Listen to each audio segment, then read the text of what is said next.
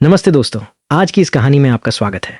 मेरा नाम विनय है और मैं 21 साल का हूँ। फिलहाल मैं मुंबई में नौकरी कर रहा हूँ। मैं मूल रूप से चंडीगढ़ का रहने वाला हूँ। मणिमाजरा में हमारा 3 मंजिला घर है। मेरी माँ का नाम सुमला है। उनका उम्र लगभग 53 साल होगा। वो एक हाउसवाइफ है, हालांकि वो बीएड कर चुकी हैं। मेरी माँ कद में थोड़ी छोटी है, लेकिन शरीर भारी भरकम है।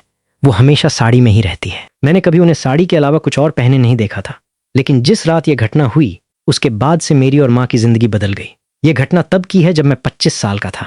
उस दिन पिताजी को हार्ट अटैक आया और उन्हें अस्पताल में भर्ती करना पड़ा।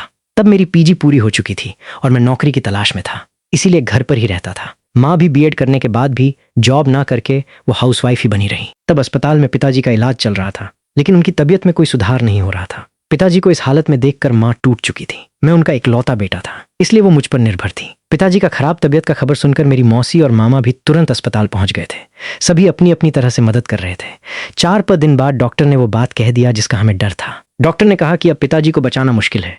ये सुनते ही माँ बेहोश हो गई। मैं उनके पास था, इसलिए संभाल लिया पिताजी। अब वेंटिलेटर पर थे। जब तक वेंटिलेटर चल रहा था तब तक ही उनका सांस लेना मुमकिन था। तब मैं और माँ पिताजी से आखिरी बार मिलने आईसीयू में गए। माँ अब थोड़ी संभल गई थी। उन्होंने रोते हुए पिताजी को गले लगाया। मैं भी उनका हाथ पकड़कर रोने लगा। कुछ ही देर में पिताजी ने आखिरी सांस लिया और अपनी जीवन यात्रा पूरी कर लिया। हम आईसीयू से बाहर आए और माँ मुझे गले लगाकर जोर जोर से रोने लगी। बाद में अंतिम संस्कार की तैयारियां शुरू हो गई। दिन बीत गया। शाम के 5 बजे चुके थे।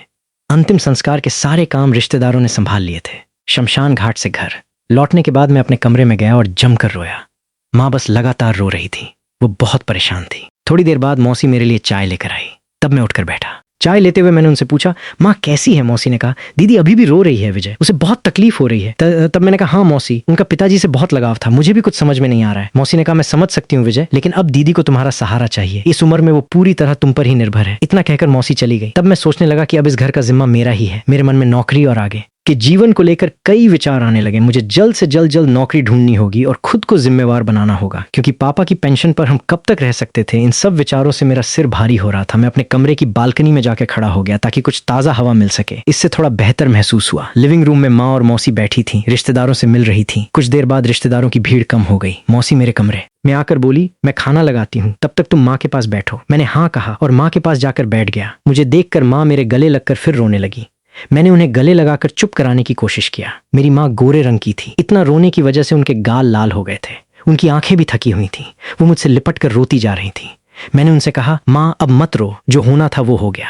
अब मैं हूं ना तुम्हारे साथ, मैं सब संभाल लूंगा। माँ ने कहा, हाँ बेटा, तुम्हें देख कर ही अब दिन काट रही हूँ। तुम्हें देखती हूँ तो उनकी याद आ जाती है। ये कहकर माँ और जोर से रोने लगी। इतने में मौसी बाहर आई और माँ से बोली, दीदी थोड़ा खाना खा लो, धोने वाले खा लोगी तो थोड़ा अच्छा लगेगा। माँ ने हाँ कहा। मौसी बोली, तुम रसोई में चलो, मैं मदद करती हूँ, तुम्हें बहुत कमजोरी आ गई है। माँ बोली, तू किचन में जाकर देख, मैं आकर मदद करती हूँ। ये कहकर मौसी रसोई में चली गई। मैंने माँ का हाथ पकड़ा और सहारा देकर उन्हें उनके और पिताजी के कमरे में ले गया। फिर माँ बाथरूम में जाकर फ्रेश होकर आई। अब उनका चेहरा थोड़ा ठीक लगने लगा था। मैंने पहली बार माँ को इस तरह देखा था, मुझे अनजाने में अजीब लगने लगा। इतने में माँ ने कहा, विनय बेटा क्या तुम मेरी थोड़ी मदद करोगे? मैं साड़ी बदलना चाहती हूँ, बहुत कमजोरी लग रही है। मैंने कहा, हाँ माँ मैं हूं ना, बताऊं क्या मदद करूं? माँ बोली, पहले दरवाजा बंद कर दो और अलमारी में से वो सफेद साड़ी निकाल दो। तब दरवाजे के पास खड़ा होकर मैंने कहा, ठीक है माँ, मैं देता हूं, तुम बस यहाँ बैठो। फिर मैं दरवाजा बंद करके पीले रंग का छोटा बल्ब जलाया और अलमारी से सफेद साड़ी ढूंढने लगा। जैसे ही मुझे साड़ी मिली, मैंने उसे माँ को देने के लिए पीछे मुड़कर देखा, लेकिन पीछे मुड़ते ही जो देखा उससे मैं चौंक गया। माँ मेरी ओर पीठ करके खड़ी थी। मुझे समझ नहीं आया कि क्या कहूँ। मैंने जल्दी से साड़ी माँ को दिया और उनसे पीठ फेर कर खड़ा हो गया। इस बीच मेरे मन में अलग अलग तरह के ख्याल उमड़ने लगे। तभी माँ ने कहा, विनय बेटा एक और काम करोगे, अलमारी में पीले रंग की मेरी साड़ी रखी है, वो दे दो। ये सुनकर मैं हैरान रह गया, लेकिन खुद को संभालते हुए मैंने कहा, हाँ माँ, और पीले साड़ी ढूंढने लगा। फाइनली फोल्ड की गई पीले साड़ी मुझे मिल गई। उसे खोलकर देखा तो उसका डिजाइन देखकर मैं बहुचका रह गया। तभी माँ ने पूछा, साड़ी मिली क्या विजय बेटा? मैंने कहा, हाँ मिल गई। तब साड़ी माँ को देने के लिए मुड़ा तो देखा माँ अब भी पीठ करके खड़ी थी। मैं हक्का बक्का का रह गया, लेकिन खुद को शांत रखते हुए साड़ी उन्हें दे दिया। डीन पीले बल्ब की रोशनी में जो देखा वो कोई विश्वास करने लायक चीज नहीं थी। तैयार होने के बाद माँ बोली, विनय बेटा तुम भी जल्दी तैयार हो जाओ, मैं यहीं इंतजार करती हूँ। मैं फ्रेश होने के लिए बाथरूम की ओर बढ़ा। माँ ने कहा, मेरे कपड़े बाथरूम में रख देना। मैंने हामी भर दिया और फिर उन्होंने एक साड़ी दिया। फिर उन्होंने नीचे रखी काली चादर भी उठाकर दिया। मैं चुपचाप बाथरूम में चला गया और दरवाजा बंद किया। अंदर जाकर मैंने गहरी सांस लिया। बाहर आने पर देखा कि माँ अभी भी बैठी थी। मैंने उनका हाथ पकड़कर उठाया और उन्हें खाने के लिए लेकर गया। खाने के वक्त माँ बहुत शांत थी घर में। अब बस मैं माँ, मामा और मौसी ही बचे थे। बाकी रिश्तेदार वापस चले गए थे। खाने के बाद मौसी ने मुझसे पूछा, विनय सोने की व्यवस्था कैसे करनी है? मैंने कहा, मौसी आज मैं माँ के पास सो जाऊंगा, वो पहले से ही परेशान है। वैसे भी तुम्हें सुबह जल्दी उठना होगा तो तुम मेरी रूम में सो जाओ। मौसी, हम लिविंग रूम में सो जाएंगे। मौसी ने कहा, ठीक है, ऐसा ही कर लेते हैं। रात में कुछ चाहिए तो बता देना। मौसी ने किचन का काम निपटाया और मेरी रूम, अब लिविंग रूम में बिस्तर लगाकर चली गई। मैं बेडरूम में गया तो देखा कि माँ वहां नहीं थी। मैंने दरवाजा बंद किया और कपड़े बदलने लगा। जैसे ही मैंने शर्ट और जीन्स उतारी और नाइट ड्रेस ढूंढने लगा, तभी बेडरूम की लाइट जली। पीछे मुड़कर देखा तो माँ अंदर आ चुकी थी। उन्होंने चुपचाप लाइट जलाई थी। मैंने माहौल हल्का करने के लिए पूछा, माँ मैं नीचे सो जाऊं? तुम आराम से सो जाना। माँ बोली, विनय मुझे नहीं लगता कि आज नींद आएगी, तुम यहीं मेरे पास सो जाओ। फिर मैंने पंखा चलाया और देखा कि बेडरूम में सिर्फ एक ही कंबल है। मैंने कहा, माँ मैं अपने कमरे से कंबल ले आता हूँ। माँ ने कहा, विनय मौसी सो चुकी होंगी, आज के लिए यही कंबल। ठीक है। फिर मैंने ऐसे चालू कर दिया। बेडरूम का दरवाजा हल्का सा बंद किया और कमरे की सारी लाइट्स बुझाकर सिर्फ डीम पीली रोशनी वाला बल्ब जलाकर बेड पे आ गया। फिर माँ ने नेट लगाकर कंबल ओढ़ लिया और मेरी तरफ पीट करके सो गई। मैं भी कंबल में घुस गया और छत की ओर देखते हुए लेटा रहा। अब ऐसी की वजह से कमरे में ठंडक महसूस हो रही थी। थोड़ी देर में मुझे माँ के रोने की धीमी आवाज सुनाई दी। माँ को इस हाल में देखकर मुझे अजीब सा लग रहा था। मैं माँ के पास खिसक गया और उसके कंधे पर हाथ रखकर बोला, माँ शांत हो जाओ। मुझे पता है तुम्हारे लिए ये बहुत कठिन है, लेकिन पापा हमेशा हमारे साथ रहेंगे और मैं तो हूं ही तुम्हारी देखभाल करने के लिए। माँ रोते हुए बोली, विनय तुम्हारे पापा ने बहुत कुछ दिया है, आज उनके बिना जीना बहुत मुश्किल हो रहा है मुझे। मैं माँ के पास और करीब खिसक गया और उसके कंधे पर सिर रख दिया। माँ कुछ पल के लिए रोना बंद हो गई और बोली, विनय बेटा जब तुम साथ होते हो तो ऐसा लगता है जैसे तुम्हारे पापा ही मेरे साथ हैं। तुम बिल्कुल अपने पापा जैसे हो। ऐसा कहकर माँ थोड़ी शांत हो गई। मैं भी फिर से छत की तरफ देखने लगा। अब मेरे दिमाग से एक एक करके विचार निकलने लगे थे। तभी अचानक मुझे कुछ याद आया और ना चाहते हुए भी मन में बुरे ख्याल आने लगे। ये सब मेरे दिमाग में घूमने लगा। तभी माँ ने पूछा, विजय बेटा तुम्हें नींद आ रही है? मैंने कहा, नहीं माँ, क्यों, क्या हुआ? माँ बोली, कुछ नहीं रे, मुझे नींद नहीं आ रही है, थोड़ा डर लग रहा था और थोड़ी ठंड भी लग रही है। एक काम करोगे मेरे लिए? मैंने कहा, घबराओ मत माँ, मैं हूं ना, बताऊं क्या चाहिए? माँ बोली, थोड़ा मेरे पास रखकर सो गए। मैंने कहा, हाँ चलो, और माँ के पास खिसक गया। माँ ने मेरा हाथ पकड़कर अपने ऊपर ले लिया। थोड़ी देर बाद मैंने माँ से कहा, माँ तुम्हें याद है जब मैं छोटा था तो सोते वक्त पाँव फैलाकर सोने की आदत थी। तुम कितनी बार मेरी वो आदत छुड़ाने की कोशिश की, लेकिन मैं नहीं माना। माँ हंसते हुए बोली, तुम मेरी कभी नहीं सुनते थे, लेकिन पापा कहते थे तो तुम मान जाते थे। और कुछ दिनों बाद फिर वही आदत। मैंने भी फिर अपने बचपन की बातें बताकर उसे खुश करने की कोशिश किया ताकि उसका दुख थोड़ा हल्का हो जाए। हम दोनों बात कर रहे थे कि अचानक माँ बोली, विनय बेटा तुम्हारी पाँव फैलाकर सोने की आदत छूट गई या अब भी है? मैंने कहा, पूरी तरह से तो नहीं गई, लेकिन अब भी थोड़ी बहुत है। माँ बोली, मुझे पता था, कोई बात नहीं, मेरे लिए तो तुम अभी भी मेरे बच्चे हो, अगर तुम्हें अच्छा लगे तो वैसे ही सो सकते हो। ऐसा कहकर माँ ने मेरे सिर पे हाथ फेरा। ये सुनते ही मैं भी मन ही मन खुश हो गया और सोचने लगा कि ये क्या चल रहा है। कुछ क्षण शांति में बीते और मैंने मन को तैयार किया और एडजस्ट करने लगा। सोचते सचते काफी समय बीत गया, क्योंकि बाद में जो हुआ उसकी मैंने सपने में भी कल्पना नहीं किया था। हुआ यूं कि मैं सोने की तैयारी कर रहा था और तब माँ मेरी तरफ मुड़ी, ये देखने के लिए कि मैं क्या कर रहा हूँ। मैंने माँ से पूछा, माँ क्या हुआ, क्या करना है? माँ बोली, विनय तुम जो भी करोगे मुझे मंजूर है, आखिर तुम मेरे बच्चे हो। तो ऐसा कहकर माँ ने मेरे सिर पर हाथ फेरना शुरू कर दिया। मैं थोड़ा बाहर निकलकर पूछने लगा, क्या हुआ माँ, तुम ठीक हो? अच्छा लग रहा है तुम्हें। माँ ने मेरे बालों को जोर से पकड़ लिया और बोली, तुम्हारे पापा भी ऐसे ही कहते थे। ये सुनते ही मुझे भी ज्यादा देर रुकना मुश्किल हो रहा था। मैंने माँ से कहा, माँ अब और मुश्किल हो रहा है। माँ बोली, हाँ रे मुझे पता है, मैं भी कब से इंतजार कर रही हूँ, चलो अब ज्यादा समय मत लगाओ। इतने में माँ ने धीरे से मेरे कान में कहा, देखो तुम तो अपने पापा जैसे ही हो। मैंने हंसते हुए कहा, सच में? मैंने माँ से कहा, माँ सच बताऊं, मुझे नहीं पता था कि तुम इसके लिए खुश होगी। ये सुनकर माँ बोली, देखो ये सब तुम्हारे पापा की याद होगा, मैंने हमेशा तुम्हारे पापा को तुम्हारे अंदर देखा है, लेकिन मुझे भी अंदाजा नहीं था कि आज ऐसे कठिन समय में हम बात करेंगे, और सच में मैं भाग्यशाली हूं कि मुझे तुम्हारे जैसा बच्चा मिला। मुझे चिंता हो रही थी कि इनके बाद अब रात गहरी होने के बाद ससुर जी ने मेरा दरवाजा खटखटाया और मुझसे बोले कि बहू मैं बाथरूम में गिर गया था और मेरी कमर में दर्द हो रहा है, अगर तुम थोड़ी मालिश कर देती तो शायद मुझे थोड़ा आराम मिल जाता। फिर मैंने अपने ससुर को अपने बिस्तर पर लेटा दिया।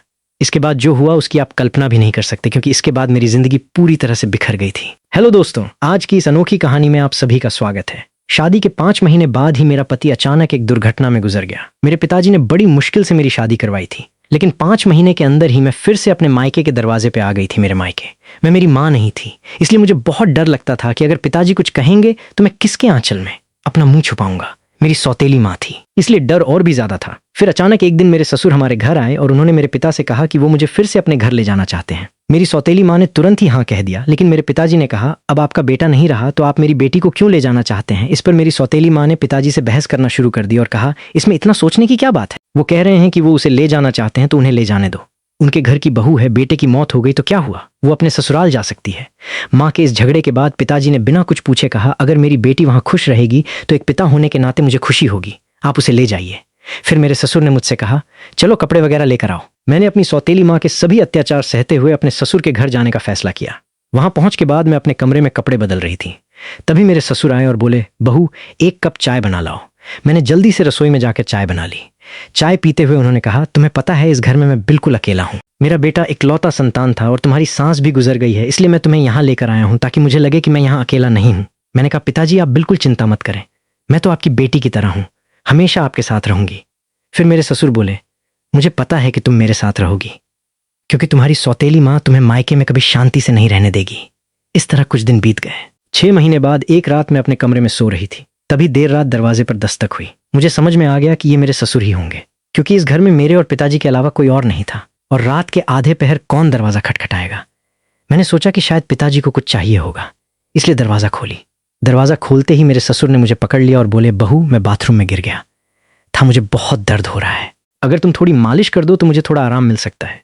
फिर मैंने अपने पिता को अपने बिस्तर पर लिटा दिया, लेकिन मैं उनके कमरे से तेल लाना भूल गई। अब मुझे लगता है कि मेरा पति कम उम्र में ही मुझसे शादी कर बैठा और फिर इसी कम उम्र में इस दुनिया से चला गया। ये सब सोचते हुए मैं अपने ससुर की मालिश कर रही थी और देख रही थी कि वो मुझे अजीब तरीके से घूर रहे थे, जिससे मुझे और भी डर लग रहा था। तभी मैं बोली, ससुर जी क्या हुआ, आपको किस जगह पर ज्यादा चोट लगी है, क्या डॉक्टर को बुलाऊं? इस पर ससुर जी ने कहा, नहीं बहू तुम बस माल ही कर दो, मुझे इससे ही आराम मिल रहा है। उनकी अजीब बातें सुनकर मुझे और असहज महसूस होने लगा। फिर मैं बोली, ससुर जी आप यहीं लेट जाइए, कमर में दर्द लेकर आप अपने कमरे तक कैसे जाएंगे, मैं आपके कमरे में जाकर सो जाती हूँ। मेरी बात सुनकर मेरे ससुर बोले, बहू इस हालत में तुम मुझे अकेला छोड़कर चली जाओगी, अगर रात में मुझे बाथरूम जाना पड़े तो मैं अकेले कैसे जाऊंगा, इससे बेहतर है कि तुम यहीं सो जाओ। कुछ समय बाद मेरे ससुर उठकर मेरे पास आए और बोले, बहू मैं तुमसे कुछ कहना चाहता हूँ, अगर तुम मेरी बात मान जाओ तो ही मैं कहूंगा। उनकी इस बात से मेरा दिल बेचैन हो गया। मैं चिंतित होकर बोली, ससुर जी आप कहें क्या बात है। मेरे ससुर थोड़ा हंसकर बोले, आज की रात मैं तुम्हारे साथ बिताना चाहता हूँ, क्योंकि अकेले अकेले अब अच्छा नहीं लगता। मेरे बेटे के मरने के बाद मैंने सोचा कि फिर से शादी करूंगा, लेकिन फिर सोचा कि तुम्हारी सौतेली माँ तुम्हें उस घर तुम्हें कभी भी शांति से नहीं रहने देगी, इसलिए मैंने तुम्हें इस घर में लाया।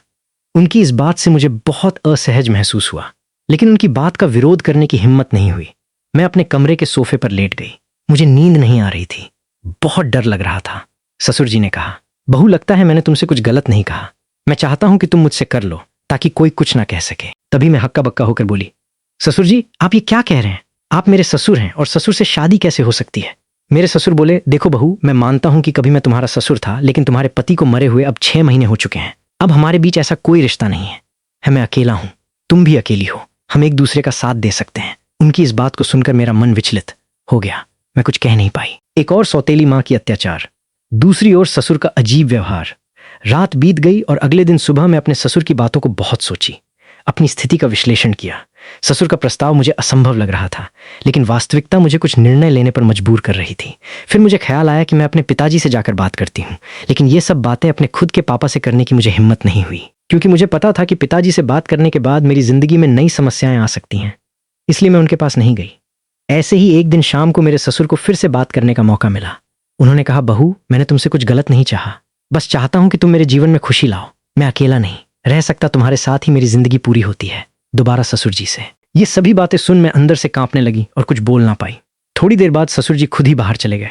ऐसे ही मुझे ससुराल में और कुछ महीने बिताने के बाद मेरे ससुर और मेरे बीच एक अजीब सा संबंध बनता चला गया। पति की मौत के बाद मैंने सोचा था कि मैं अब इस दुनिया में बिल्कुल अकेली हो गई हूँ, लेकिन मेरे ससुर ने मेरे प्रति जो भावनाएं जाहिर की थीं, उन्होंने मेरे जीवन को एक नई दिशा में मोड़ दिया। उनके शब्दों ने मुझे भीतर तक झकझोर कर रख दिया था। जब भी मैं सोने को जाती उनकी बातें मुझे परेशान करने लगती। वो कहते थे कि मेरे साथ रहने से उन्हें अपने अकेलेपन का एहसास नहीं होता और वो चाहते थे कि हम दोनों एक नई जिंदगी की शुरुआत करें। उस रात की बातचीत के बाद मैंने खुद को बहुत असमंजस में पाया। मन में कई सवाल उठ रहे थे, क्या ये सही है, क्या ये समाज के नियमों के खिलाफ नहीं जाएगा? लेकिन कहीं ना कहीं मेरे दिल में ये बात भी थी कि शायद मेरे ससुर सच में अकेलेपन से जूझ रहे हैं। मैंने बहुत सोच विचार करने के बाद उनसे बात करने का फैसला किया। एक रात जब घर अड़ोस पड़ोस के सभी लोग सो चुके थे, तब मैं ससुर के कमरे का दरवाजा खटखटाई। उन्होंने दरवाजा खोला और मुझे देखकर थोड़ा हैरान हुए। मैं अंदर गई और बोली, ससुर जी मैं आपसे कुछ महत्वपूर्ण बात करना चाहती हूँ। उन्होंने मुझे बैठने का इशारा किया और गंभीरता से बोले, क्या हुआ बहू, तुम इतनी रात गए, क्यों आई हो? मैंने थोड़ी हिम्मत जुटा हुए बोली, ससुर जी मैंने आपके प्रस्ताव के बारे में बहुत सोचा है। मैं समझती हूँ कि आप अकेलेपन से जूझ रहे हैं और एक साथी की जरूरत महसूस कर रहे हैं, लेकिन इस रिश्ते के लिए एक शर्त है, हमारे बीच हमेशा सम्मान और प्यार का रिश्ता रहेगा। आप मुझे बेटे की तरह सम्मान देंगे और मैं आपको पिता की तरह आदर दूंगी। उन्होंने मेरी बात को ध्यान से सुना और थोड़ी देर बाद कहा, मैं तुम्हारी शर्त मानता हूं, तुम्हारे सम्मान को हमेशा बनाए रखूंगा। उनकी ये बात सुनकर मेरे दिल का बोझ थोड़ा हल्का हो गया। मैंने उन्हें अपनी सहमति दे दी। फिर कुछ दिनों बाद हमने एक छोटे से समारोह में शादी कर ली। ये शादी समाज की नज़र में असामान्य थी, लेकिन हमने अपनी स्थिति को स्वीकार कर लिया था। शादी के बाद के दिन मेरे लिए बेहद चुनौतीपूर्ण रहे। गांव में लोग बातें बनाने लगे, रिश्तेदारों ने हमसे दूरी बनानी शुरू कर दी, लेकिन हमने इन सब की परवाह के बिना अपने जीवन को आगे बढ़ाने का फैसला किया। हमारे रिश्ते में धीरे धीरे प्यार और समझ बढ़ने लगी। ससुराल में पहले जहां मैं खुद को असहज महसूस करती थी, अब वही घर मुझे अपना लगने लगा था। ससुर ने मेरे लिए हर संभव प्रयास किया ताकि मैं खुश रह सकूं। उन्होंने मेरी हर छोटी बड़ी ज़रूरत का ध्यान रखा और हर ख्वाहिश पूरी की। वो हर दिन मेरे लिए कुछ न कुछ खास करने की कोशिश करते थे। कभी मेरे पसंदीदा खाने की चीज़ें लाते तो कभी मेरे लिए नई साड़ियाँ खरीदते। धीरे धीरे मैं भी उनके प्रति एक अलग तरह का आदर महसूस करना शुरू कर दी थी। हम दोनों ने मिलकर एक नई जिंदगी की शुरुआत की। ससुर अब मेरे जीवन का एक अभिन्न हिस्सा बन चुके थे। हमारे बीच का रिश्ता अब सिर्फ ससुर और बहू का नहीं रहा, बल्कि दो दिलों का एक मजबूत बंधन बन गया था। वो मुझे हर उस समय सहारा देते थे जब मुझे उनकी जरूरत होती थी। उन्होंने मुझे फिर से हंसना सिखाया, जीवन को नए नजरिए से देखना सिखाया। शादी के कुछ महीने बाद मैंने महसूस किया कि हमारे बीच का ये नया रिश्ता मुझे एक नई दिशा दे रहा है। हमने मिलकर कई मुश्किलों का सामना किया और हर बार एक दूसरे का साथ दिया। ससुर के साथ मेरे इस नए रिश्ते ने मुझे जीवन के कई नए पहलू दिखाए। उन्होंने मुझे ये एहसास दिलाया कि जीवन में अगर साथी सही हो तो कोई भी मुश्किल इतनी बड़ी नहीं होती कि उसे पार ना किया जा सके। समाज की नज़र में हमने बहुत कुछ सहा, लेकिन हमने अपने फैसले पर कभी पछतावा नहीं किया। हमारे रिश्ते में धीरे धीरे एक नए तरह का प्यार और सम्मान उभरने लगा। उनके साथ बिताए हर पल ने मुझे कुछ नया सिखाया और मुझे एहसास हुआ कि कभी कभी जीवन हमें ऐसे मोड़ पर ले आता है जहां हमें अपने फैसलों पर पुनर्विचार करना पड़ता है। आज मैं अपने ससुर के साथ एक नई जिंदगी जी रही हूँ। हमारे बीच का प्यार और सम्मान पहले से भी अधिक मजबूत हो गया है। वो मेरे जीवन के सबसे महत्वपूर्ण व्यक्ति बन चुके हैं। उनके साथ बिताए हर पल ने मुझे ये सिखाया है कि जीवन में चाहे कितनी भी मुश्किल क्यों ना आए, अगर हमारे पास सही साथी हो तो हम हर मुश्किल का सामना कर सकते हैं। इस तरह हमारे बीच का रिश्ता धीरे धीरे और गहरा होता गया। उनके साथ बिताए हर पल ने मुझे ये सिखाया कि जीवन को कैसे नए सिरे से जिया जाए। हमने मिलकर अपने जीवन की हर चुनौती का सामना किया और हर बार जीत हासिल की। अब हमारे बीच का ये नया रिश्ता मुझे एक नई जिंदगी के सपने दिखाने लगा है। तो मेरे प्यारे दोस्तों, ये थी हमारी आज की छोटी सी कहानी। आपको ये कहानी कैसी लगी कमेंट करके ज़रूर बताएं। अगर आपको ये कहानी पसंद आई हो तो इसे लाइक